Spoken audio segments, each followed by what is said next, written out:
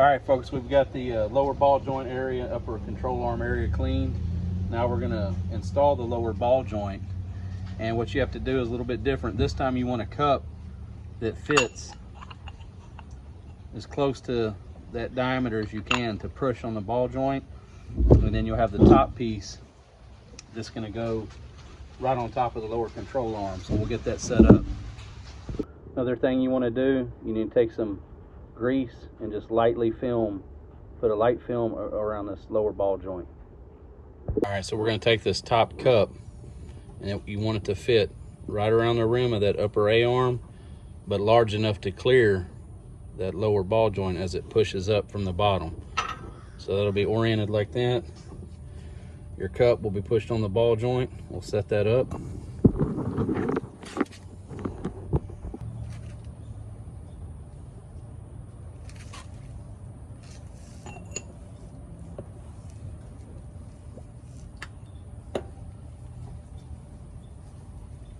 It'll help if I put it in the right way.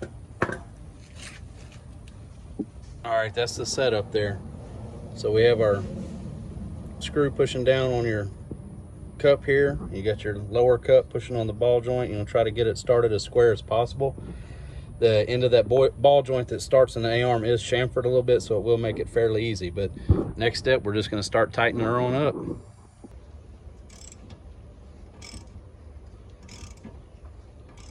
Again, with a pneumatic, this will be a lot quicker, but it's what we're dealing with today, so.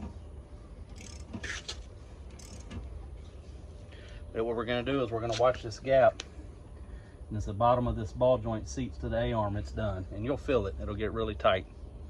And you see there's no gap between the lower ball joint and the bottom of the A-arm. It is done. All right, we're gonna install the upper control arm. I did grease all 4 ends of the bushings. Make it, don't know if you're supposed to, but it seems logical. So to go right on in there. And again, I cleaned out the mounting locations. All right, that's that. We're gonna get the bolts, get that started. So again, we're just gonna put the bolts. Once we get them in, we're gonna align the cams where I'd marked earlier with the yellow marking paint, all 4 of those locations. So I'm gonna get the bolts in, get it started, and get back to it. Okay, I've got that started, and we're not gonna see how they got the mark lined up on each side. Again, we're gonna get this close because we're not gonna torque this A-arm yet, because we're gonna need to do some things with it later on in the video. So you'll see. Wait and find out. Let's get that other one installed real quick.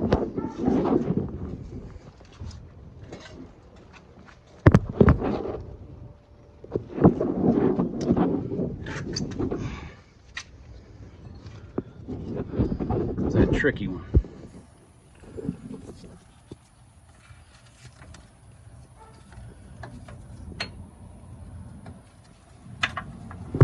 It's one of them ones you gotta hold your mouth just right. See what I'm talking about?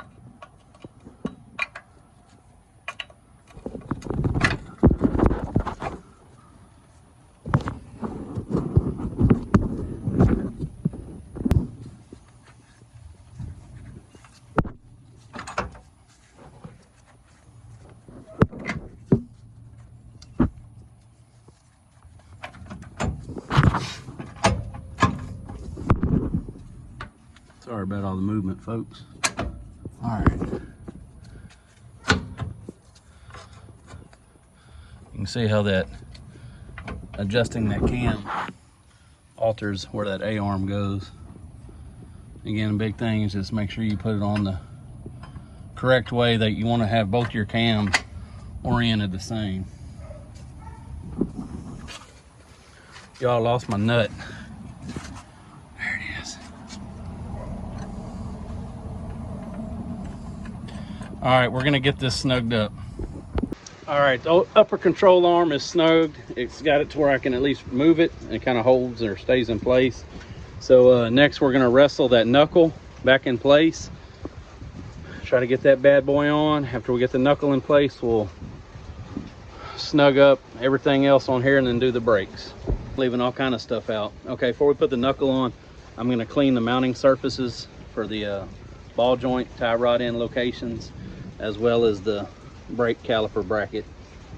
Do that first. All right, I've got the knuckle sitting on the jack, and what you want to do, or at least that's my plan, I'm going to kind of start the axle shaft into the bearing, that hole right here, okay?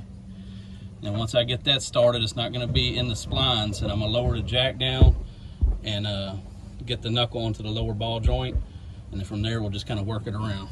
All right, we've got the spindle start, or excuse me, the axle shaft is started, and the lower ball joint is started in there as well.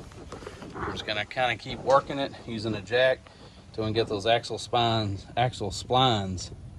lined up and pushed in. Then we'll jack it on up, install the lower ball joint nut, do the upper control arm, lower it down, and then do your tie rod. It took a crap ton of wrestling this thing on. I just maybe don't have the damn technique for it, but you basically have to start the axle, and once you get it started, you're gonna kind of tilt the knuckle back towards the top towards you, start the axle, turn the knuckle like to the right, like you're turning right, and then you can get the ball joint inserted in there, and then it's just a matter of lifting up and jiggling the knuckle around while you're trying to jiggle the back of the damn CV axle, and it's at a bad angle. And finally, once you get the splines mashed up, like you see, I just started the nut, keep it from falling out. Lower ball joint is started. If you can see that, I'm gonna go ahead and start tightening it up in a minute. Get the upper, and man, as hell, that thing is heavy. You know, again, I might not have the right technique. I've even tried messing with the suspension a minute ago, trying to get it started with the suspension drooped, and then with the suspension under compression. So I did it with it under compression. All right, we've got all the nuts started. We're fixing to torque the upper ball joint and lower ball joint nut somewhere down there. We're going to torque it to 37 foot-pounds and the tie rod end to 27, and all three of those plus 90 degrees, and then line up your slot. All right, we got the bottom torqued to 37 and the cotter pin in.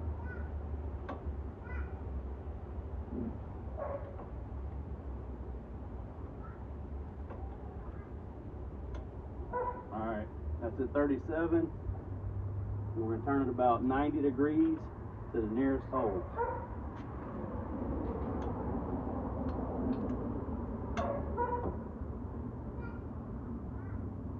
About right there.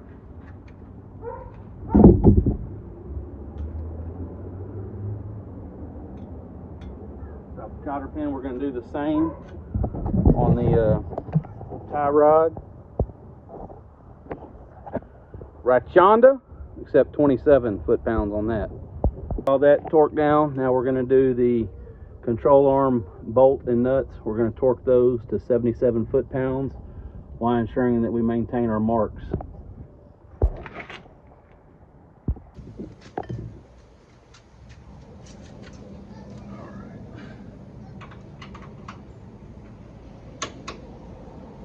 All right, both of those are torqued.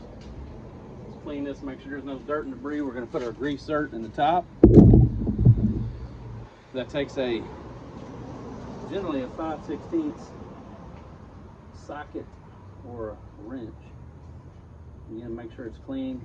I believe that is a pipe type thread, so it's going to tighten or get more and more snug as you get closer to the base. And you can over tighten it, and you can snap one off. And you wouldn't be able to grease your fittings. Kind of snug it up. What's up, little baby? Get back. This truck is jacked up. It's on jack stands. Come on, mama. Come on. All right, wrapping the suspension up. Got all that torqued, upper control arms. Got the upper and lower ball joints torqued, tie rod end torqued. We need to snug this to 177 foot-pounds. Gonna reinstall our brake dumaflachi here once we get our caliper back in place with the new pads. That's what we'll be working on next. What we need to do, this isn't really a brake changing video, but what we're gonna do, we need to get our new brake pads on here. So I always like to take an old brake pad, use it, stick it in against the one or two pistons, however many you have. This one has 2. I'm gonna take a C-clamp, position it, and tighten that down. Get those pistons compressed back down flush, that way your new pads will fit. A little better view. Anyway, you want these 2 pistons here, they're going to be pushed down and flush with that. This is my boy Jordan here, Tennessee Jordan. Anyway, we got this thing, we got those 2 pistons sucked down. We're going to install those brake pads here in just a second. Get that caliper on there and get her done. All right, so we got the brake pads off in there. We already installed the rotor, got the cap, got a little bit of rust on there, helped them brakes break in real good. Huh? Anyway, we'll get the rest of this buttoned up. We had to get this brake line fastened back on here, pump the upper and lower ball joint full of new grease, and torque the spindle nut. All right, we're wrapping this thing up. The only thing left to do is we're gonna put the center cap back on, we're gonna put the wheel on, and we're gonna call it good. And folks, that's it. Hopefully I helped some people on here. I know I learned a little bit, and it's the first time I've done ball joints on this truck. So anyway, thank y'all for watching Texas Patriot Off-Road and Outdoors.